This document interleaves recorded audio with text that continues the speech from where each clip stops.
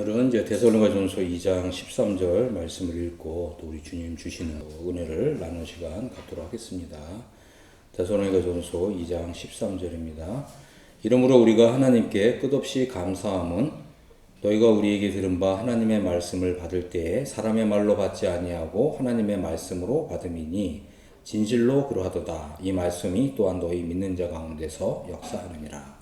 아멘. 오늘은 이제 하나님의 말씀을 듣는 태도, 자세라고 하는 이런 주제로 말씀을 드리도록 하겠습니다.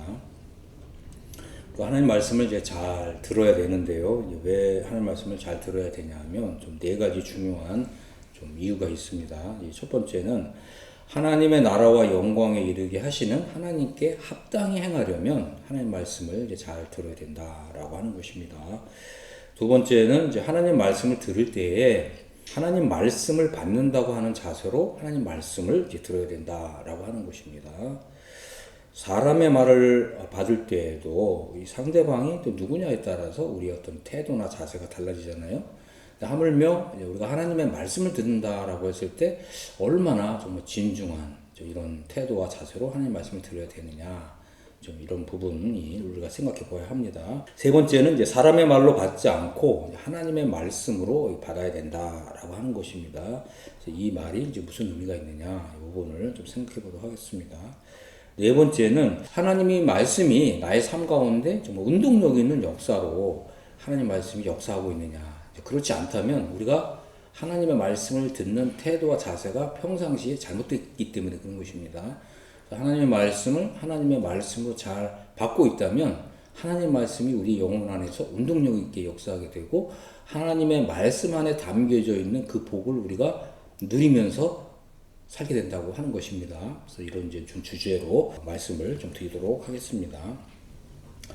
이 데살로니가 교회 성도들은 우리가 이제 데살로니가전서 1장을 읽어보면 참 놀라운 믿음을 가진 이런 사람들이었습니다. 또 반면에 우리가 이제 고린도 전서라든가 또 갈라디아서를 보면 이 고린도 교회 사람들은 하나님 말씀을 듣는 태도와 제사가 잘못되어 있었다는 거죠. 뿐만 아니라 이제 갈라디아 교회 성도들도 마찬가지로 하나님 말씀을 듣는 태도와 자세가 잘못됐다는 거예요. 그래서 고린도 교회는 하나님 말씀을 듣는 태도가 잘못됐기 때문에 무법주의로 빠진 거고요. 갈라디아 교회 성도들은 하나님의 말씀을 듣는 태도와 자세가 잘못되었기 때문에 율법주의로 흘러가게 되는 거예요. 반면에 이제 데살로니가 교회 성도들은 하나님의 말씀을 듣는 태도와 자세가 바르렀기 때문에 이 놀라운 이 믿음의 열매를 맺을 수 있었다라고 하는 것이고 또 하나님께 칭찬받았다라고 하는 것이고 또 하나님께 인정을 받을 수 있었다라고 하는 것입니다. 데살로니가 교회 이 성도들은 고린도 교회나 아니면 갈라디아 교회 성도들과는 좀 차원이 다른 이런 이제 열매를 맺을 수가 있었습니다. 그래서 이 부분을 좀 잠깐 살펴보겠습니다.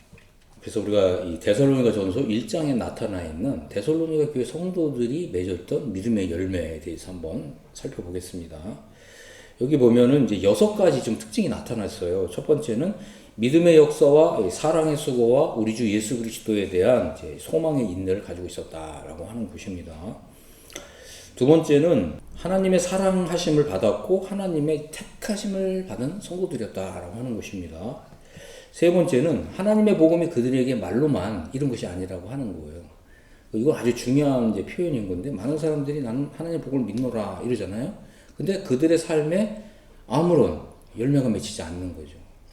자, 이것은 아주 중요한 부분입니다. 그래서 그들에게 말로만 이런 것이 아니었다. 그래서 능력과 성령과 큰 확신으로 임했다라고 하는 것입니다. 이것은 하나님의 말씀을 듣는 태도와 자세가 바르다면 이러한 데살로니가 교회 성도들과 동일한 이제 열매가 맺혀야 된다라고 하는 거죠. 네 번째는 이제 많은 환난 가운데서 성령의 기쁨으로 말씀을 받았다라고 하는 것이고요. 그래서 그리스도의 사도들과 주님을 본받은 사람들이 되었다라고 하는 것입니다. 다섯 번째는 마게도냐와 아가야에 있는 모든 믿는 자의 본이 되었다라고 하는 것입니다. 그러니까 이제 이 데살로니가 교회 성도들은 어디에 이렇게 내놔도 정말 칭찬을 받을 만한 그리고 정말 하나님의 사람들다운 이런 면모가 나타나는 이런 사람들이었다라고 하는 것입니다. 자, 여섯 번째는 하나님을 향하는 믿음의 소문이 각처에 퍼지게 되었다라고 하는 것입니다.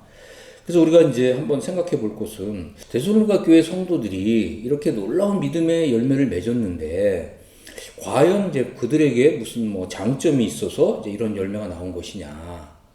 우리가 한번 몇 가지 생각해 볼 수가 있잖아요. 뭐 그들의 어떤 성품이나 아니면 이제 그들의 인격이나 아니면 그들의 어떤 소양이나 아니면 그들이 받은 어떤 무슨 교육 때문에 이제 이런 열매를 맺은 것이냐. 우리가 이렇게 생각할 수가 있거든요. 그래서 우리가 보통 어떤 분을 이렇게 이야기하면서 아 그분은 참 믿음이 참 훌륭하지 않냐 이렇게 얘기하면 아 그분은 뭐 집안이 좋고 또 많은 교육을 받았으니까 그런 좋은 열매를 맺는 거다. 또 이렇게 생각하는 분들이 의외로 있다는 거죠.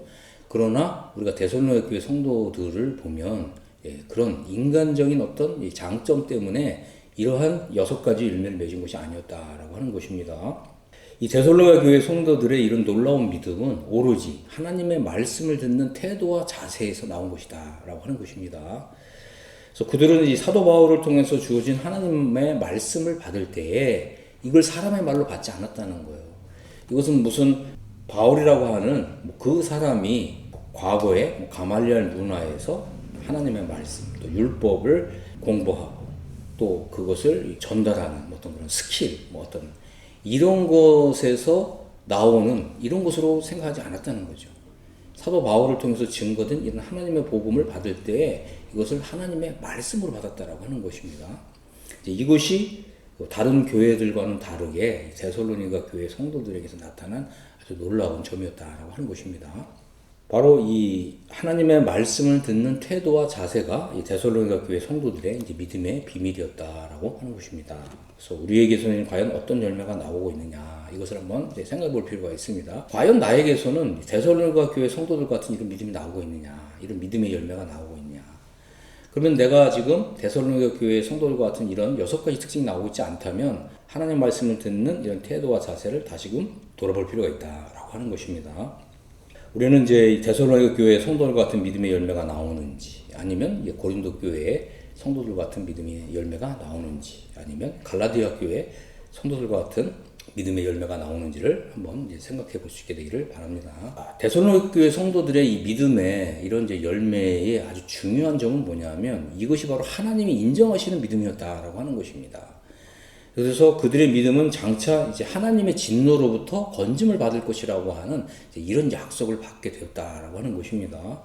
자, 그래서 우리가 이제 조금 더 하나님 말씀을 과연 우리는 어떻게 받아야 되는가 이런 좀 부분을 좀 더 깊이 있게 살펴보도록 하겠습니다. 우선 이제 우리는 그 하나님의 말씀을 좀 허투루 들은 어떤 한 사람의 이야기를 통해서 좀 교훈을 받고자 합니다.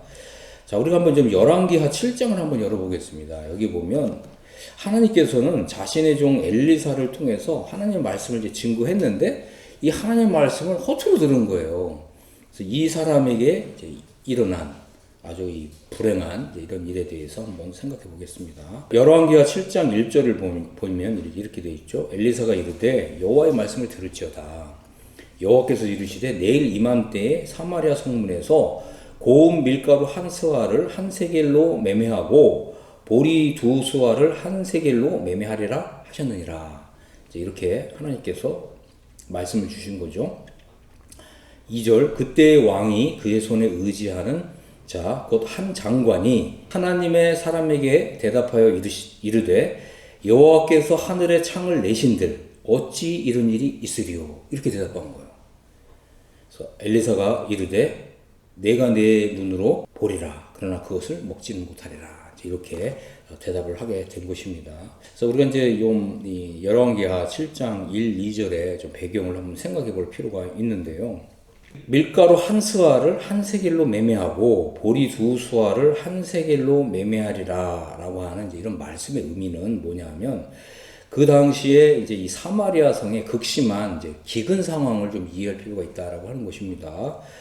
열왕기하 6장부터 좀 이렇게 살펴보면 아람 왕 벤 하닷이 군대를 이끌고 사마리아 성을 이제 포위하고 있었어요.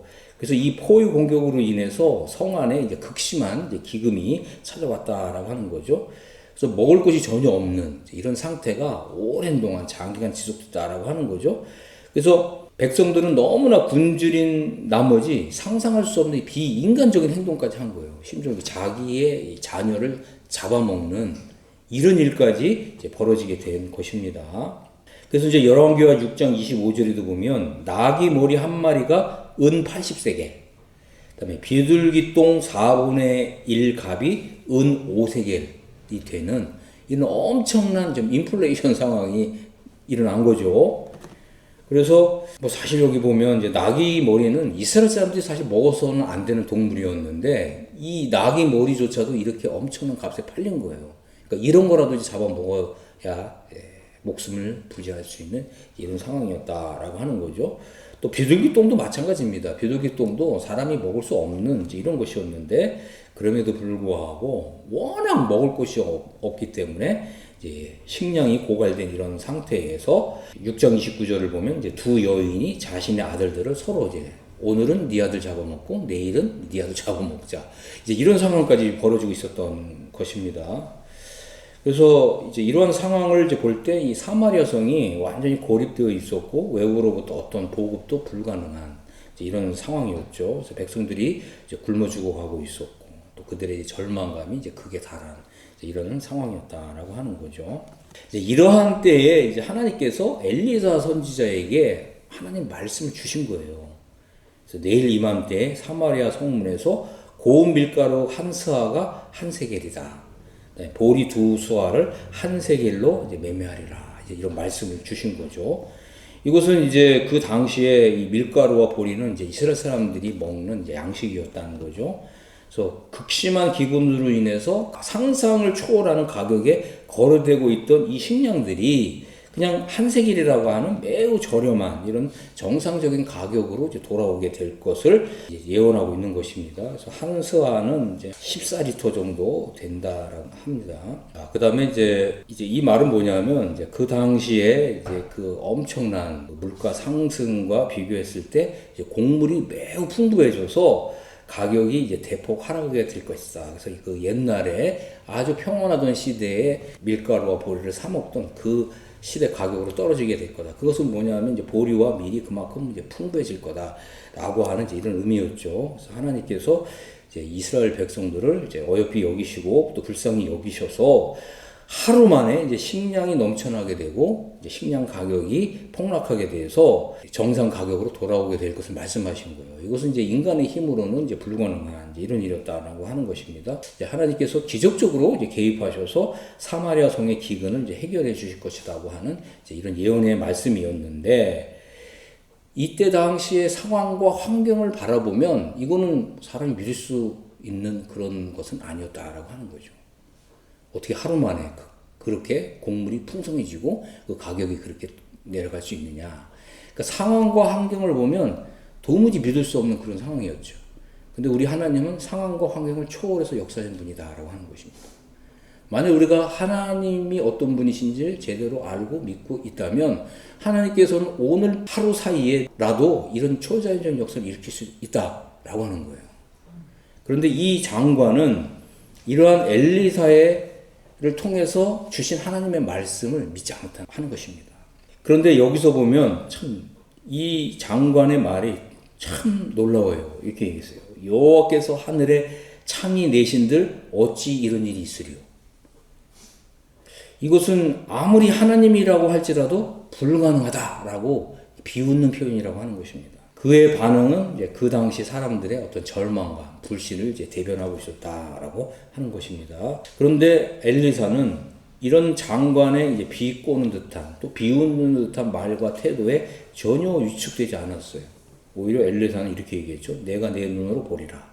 그러나 그것을 먹지는 못하리라.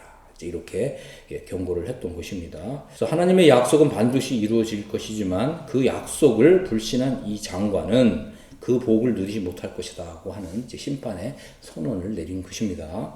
자, 그래서 결론적으로 이 부분을 좀 생각해 보면, 열왕기하 7장 1절, 2절에 이런 절망적인 기근 속에서 하나님께서 기적적으로 식량을 공급하시고 물가를 정상화시킬 것이라고 하는 이 말씀이 하나님의 종을 통해서 분명하게 전달되었는데, 이 장관은 그런 하나님의 말씀을 받는 태도와 자세가 잘못되어 있었기 때문에 하나님 말씀을 믿지 않았다는 거죠.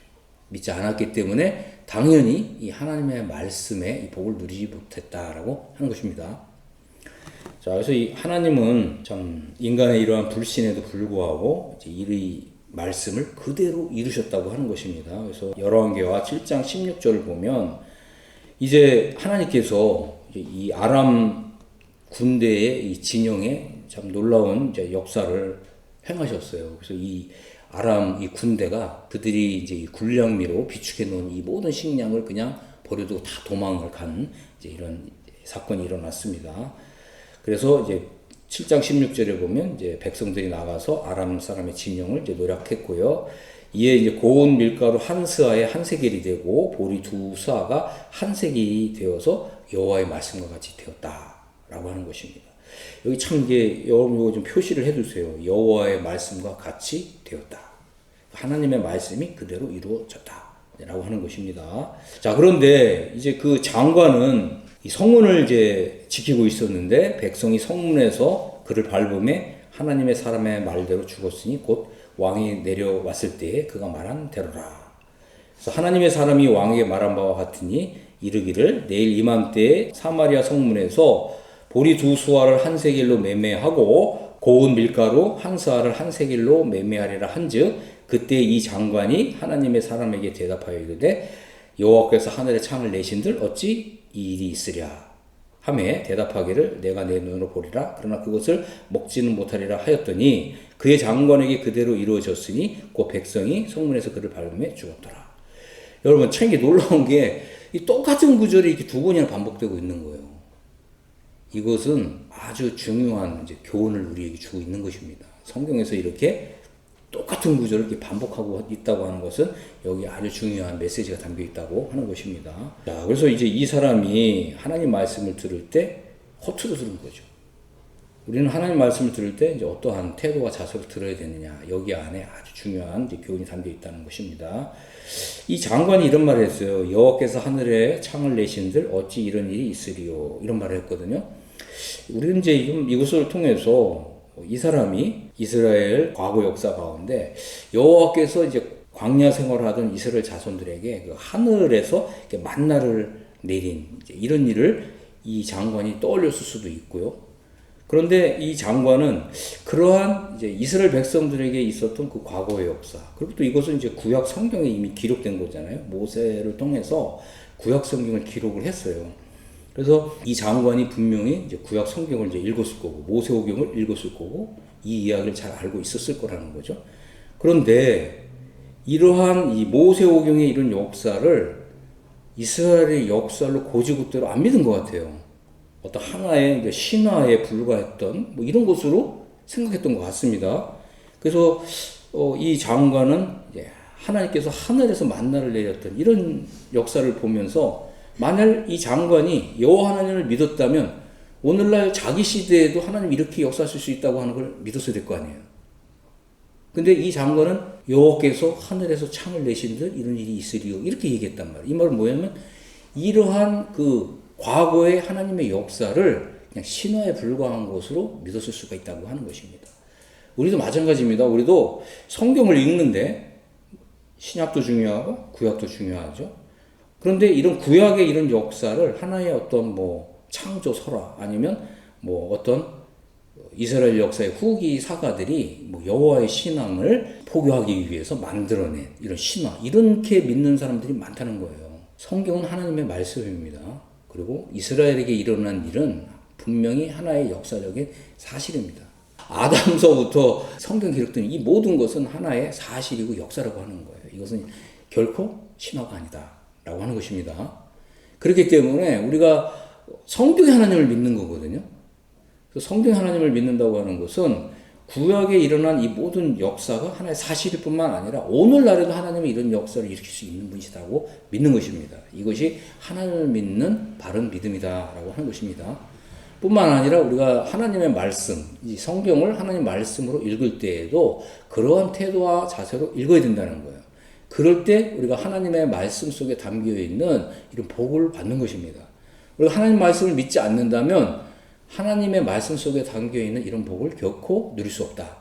뿐만 아니라 하나님께서 나의 삶 속에서 이런 초자연적인 역사, 기적적인 역사를 일으킬 수 있는데 우리는 이런 역사를 결코 경험할 수 없는 이런 사람이 된다라고 하는 것입니다. 그래서 이 장관이 한 이런 말은 완전한 불신과 의심의 말이었을 뿐만 아니라 하나님을 무시하고 모독하는 이런 말이었다라고 하는 것입니다. 이것은 여러분 이제 잘 들으십시오. 이것은 평상시 그가 하나님에 대해서 가지고 있던 그의 믿음이었고 그의 신앙 태도였다는 거예요. 이것은 경고입니다. 우리가 하나님 말씀을 대할 때 무엇보다도 하나님의 말씀과 하나님을 따로 떼어서 생각할 수가 없습니다. 그리고 하나님을 믿는다면 하나님 말씀도 믿어야 되는 거죠. 하나님을 믿는데 하나님 말씀을 믿지 않는다던가 또 하나님의 말씀을 믿는데 하나님은 그렇게 하실 수 없다고 이렇게 믿는 거. 이런 것은 두 가지가 양립할 수 없는 거라는 거예요. 그리고 하나님을 믿는다면 우리는 하나님의 말씀도 믿어야 하는 것입니다. 오늘날 이 사람과 같은 믿음을 가진 사람들이 의외로 많이 있다라고 하는 것입니다. 이런 믿음을 가진 사람들은 하나님께서 이 초자연적인 역사를 하시는 이런 역사를 결코 경험할 수 없다라고 하는 것입니다. 아울러서 하나님의 말씀 속에 담겨져 있는 이런 이 복을 누릴 수 없다라고 하는 것입니다. 그렇기 때문에 우리가 하나님 말씀을 우리가 믿어야 우리의 삶에 하나님 말씀이 능력으로 역사하는 것입니다. 그리고 이 하나님의 말씀이 나의 삶에 실제적으로 역사에서 하나님 말씀 속에 담겨져 있는 이 복을 가져다 주는 거죠. 그래서 이것은 순전하게 우리가 하나님 말씀을 어떠한 태도와 자세로 하나님 말씀을 듣고 있느냐 여기에 달린 문제라는 거예요. 이것은 뭐 우리가 교육을 많이 받았냐 뭐 인간적인 소양이 있냐 없냐 이런 문제가 아니라는 거예요. 하나님의 말씀을 하나님 말씀으로 받아야 된다라고 하는 것입니다. 자, 그래서 이 데살로니가 교회 성도들처럼 우리가 하나님 말씀을 들어야 되고 하나님의 말씀을 받아야 된다라고 하는 것입니다. 사도 바울이 이렇게 얘기했어요. 너희가 하나님의 말씀을 받을 때에 사람의 말로 받지 아니하고 하나님의 말씀으로 받음이니 진실로 그러하도다. 이 말씀이 또한 너희 믿는 자 가운데에서 역사하느니라. 아멘. 자, 여기서 이 말씀이 너희 믿는 자 가운데서 역사하느니라. 여러분, 요거 좀 이렇게 좀 밑줄을 좀 그어두세요. 자, 하나님 말씀을 듣는 태도, 하나님 말씀을 받는 이 자세가 합당했기 때문에 이 하나님의 말씀이 데살로니가 교회 성도들에게 역사했다는 거죠. 여기에 이 데살로니가 교회 성도들의 믿음의 비밀이 있었다라고 하는 것입니다. 그래서 하나님 말씀을 받을 때 사람의 말로 받지 않는다. 하나님의 말씀으로 받는다라고 하는 것입니다. 자, 그러자 이제 이 하나님 말씀이 우리의 삶 가운데 역사한다는 거예요. 아멘. 여기에 이제 우리의 믿음의 비밀, 우리가 정말 영적으로 하나님의 그 말씀이 나의 삶에 실제적으로 역사하느냐, 역사하지 않느냐, 여기에 이 비밀이 담겨 있다는 거예요. 우리가 이 부분을 확실하게 배운다면 우리의 삶에 하나님 말씀이 역사한다. 능력으로 역사한다. 그리고 하나님 말씀 속에 담겨져 있는 복을 나에게 가져다 준다. 라고 하는 것입니다. 하나님 말씀은 이제 살아있고 운동력이 있습니다. 이제 이런 하나님의 말씀의 역사와 작용이 이제 무엇인지 우리가 좀 알고 싶다면 우리가 이제 시편 119편을 읽으면 좋습니다. 시편 119편은 다윗 왕이 자신이 사울 왕에게 쫓겨서 동굴 생활을 하면서 이제 그때 경험했던 이런 이제 경험들을 이렇게 표현하고 있는 거예요. 그런데 참 놀라운 건 뭐냐면 이 시편 119편에는 하나님의 말씀이 우리 영혼 속에서 일으키는 역사와 작용이 무엇이냐 이것이 잘 담겨져 있다는 거예요. 그래서 여러분 이 시편 119편을 여러분 오늘이라도 직접 읽어보십시오.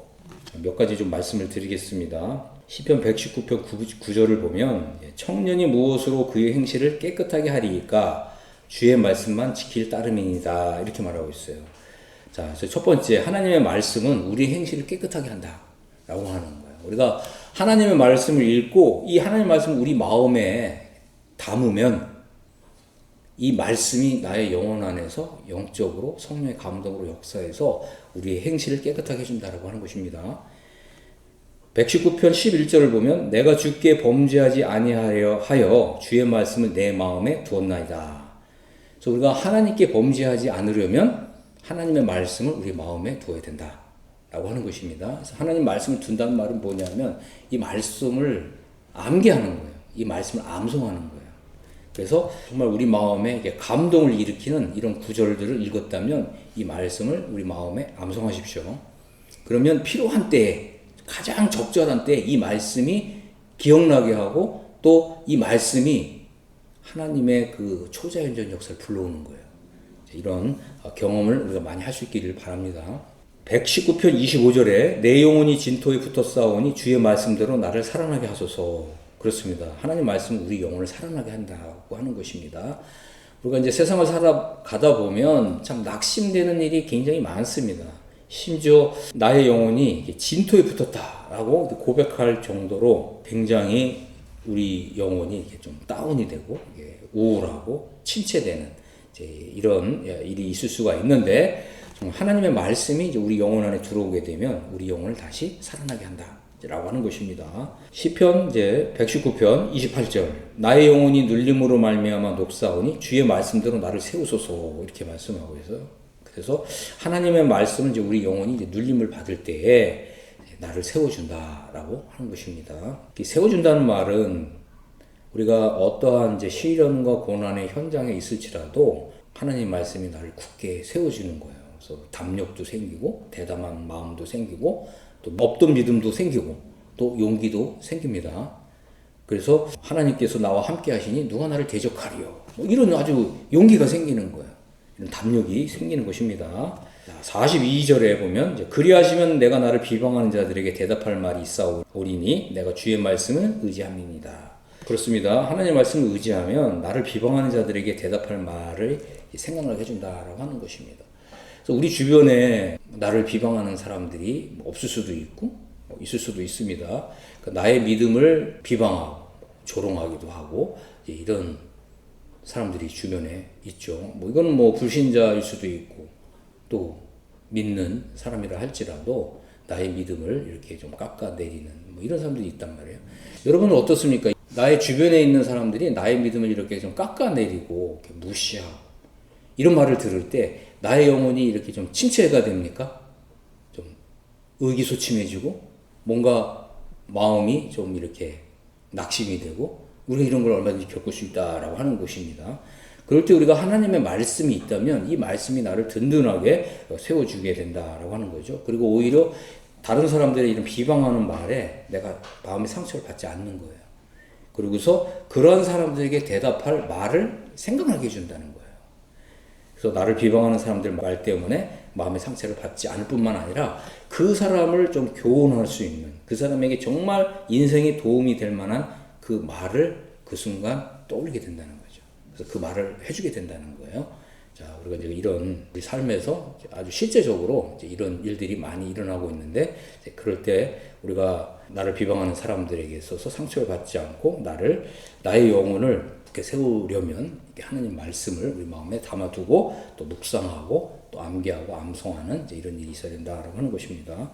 또 50절에 보면 이 말씀은 나의 고난 중에 위로라 주의 말씀이 나를 살리셨기 때문이다 이렇게 말씀하고 있죠. 그렇습니다. 하나님 말씀은 이제 고난 중에 이제 우리에게 위로를 줍니다. 그리고 나의 영혼을 다시 생기 있게 해준다라고 하는 것입니다. 참 우리가 성경을 통해서 배우게 되는 건 뭐냐면 하나님의 사람들 중에서 이 고난을 받지 않은 사람이 없다는 거예요. 이 사실만 생각해 봐도 우리가 좀 위로가 되지 않습니까? 우리가 하나님을 믿으면 모든 일이 다 만사가 다 잘 풀릴 것 같은데 꼭 그렇지만은 않다라고 하는 거죠. 하나님께서 때로는 우리의 믿음을 연단하기 위해서 이런 다양한 환경 속에 물 속에 불 속에 이렇게 넣으시기도 한다라고 하는 것입니다. 그래서 우리가 이런 하나님의 시험을 통과해야 우리가 정금과 같이 나오는 거예요. 그래서 우리가 이제 이러한 고난과 시련과 이런 풀무불과 같은 이런 어떤 고난 속에서도 우리가 정금같이 나오기 위해서는 하나님의 말씀을 잘 들어야 된다. 또 잘 읽어야 된다. 잘 우리 마음에 잘 담아두어야 된다. 라고 하는 것입니다. 자, 그 다음에 76절을 보면 이제 구하오니 주의 종에게 하신 말씀대로 주의 인자하심이 나의 위안이 되게 하시며 이렇게 말씀하고 있죠. 그래서 우리가 하나님 말씀을 이제 읽을 때 하나님이 나에게 하신다 이렇게 감동을 받을 때가 있어요. 우리가 이제 성경을 읽을 때 물론 많은 경우에 이제 그냥 이렇게 읽어 나가면서 교훈이 되기도 하는데 어느 때에는 이제 하나님께서 나에게 말씀하신다. 이런 감동을 받을 때가 있거든요. 이제 이런 것은 아주 좋은 것이고 또 아주 좋은 경험인 것입니다. 그래서 이 하나님이 나에게 주신 이런 말씀, 이런 이제 음성을 이제 듣게 되고 우리 주님께로부터 직접적인 친히 말씀하시는 이런 말씀을 통해서 위안을 받는 거예요. 이제 이런 것은 아주 중요한 경험이다라고 하는 것입니다. 또 107절에 보면 이제 나의 고난이 매우 심하오니 여호와여 주의 말씀대로 나를 살아나게 하소서. 그래서 하나님 말씀은 고난 중에도 우리의 영혼을 이제 살아나게 한다라고 하는 것입니다. 아무리 이제 극심한 어떤 고난, 말로 좀 다 표현할 수 없는 좀 억울함, 뭐 이런 것이 있을 수가 있는데 그러한 중에서라도 하나님의 말씀이 나의 영혼 속에 들어오게 되면 어두웠던 우리의 이제 그 어둠을 이제 몰아내게 되고 새로운 광명을 보게 되고 새로운 희망을 보게 되는 거고 새로운 용기를 얻게 되는 거고 하나님께서 나와 함께 하시기 때문에 나는 할 수 있다라고 하는 이제 이런 믿음이 새롭게 생기는 거예요. 그래서 여러분 이걸 아셔야 돼요. 우리 믿음이 있다가도 없고 없다가도 있어요. 그런데 없다가도 있게 하려면 하나님 말씀이 우리 영혼을 터치해야 된다는 거예요.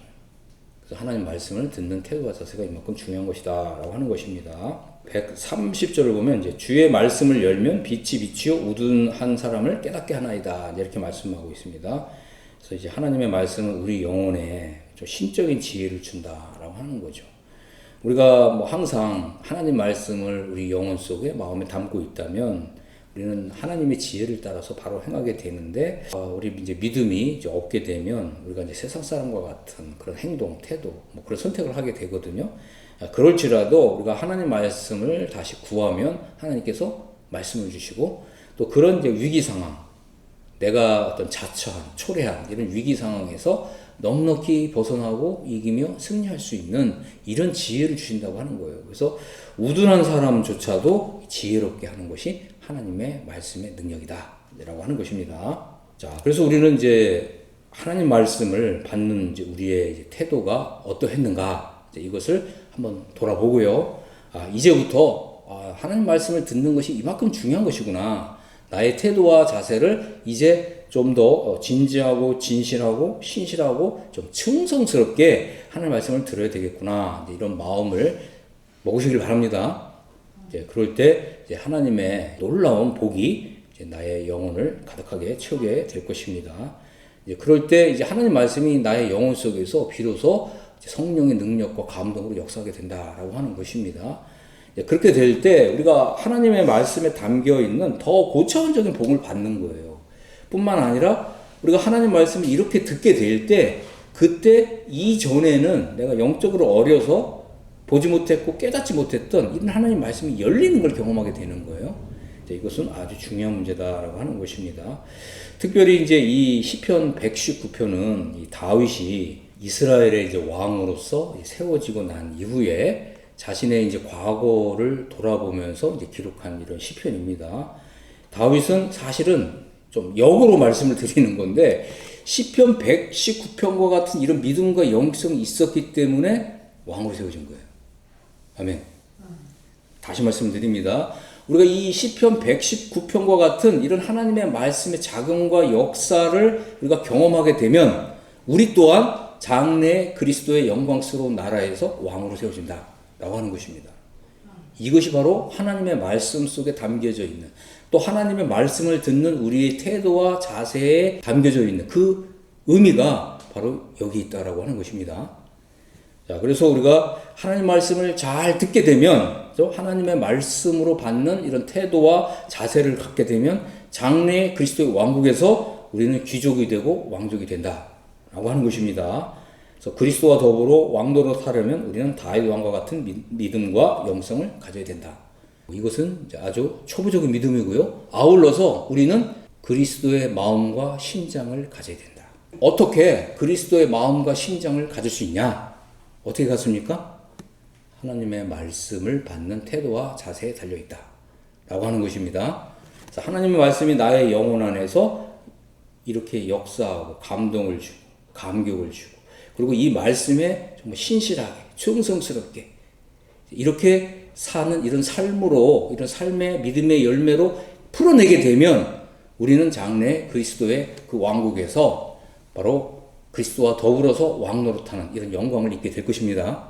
자, 그렇게 되기를 우리 주 예수 그리스도의 이름으로 이런 모두를 이제 축복합니다. 아멘.